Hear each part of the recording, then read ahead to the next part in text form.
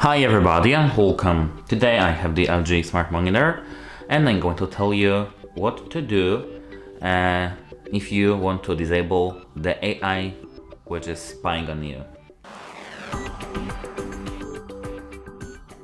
So, at first you have to enter the settings menu using this button at the bottom of your monitor here and go right to the settings.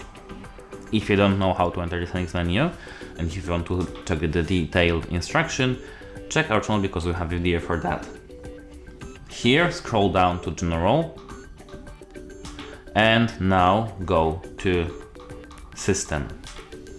Here go to Additional Settings and now here we have the option called Live Plus. As you can see, Live Plus may associate you with the refresh rate or something like that, streaming services.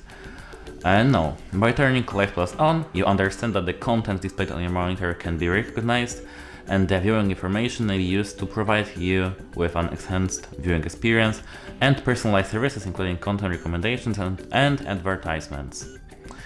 This option is by default turned on, and if you want to disable this option, you can just click here to disable this option. That's it, hope it helps you and goodbye.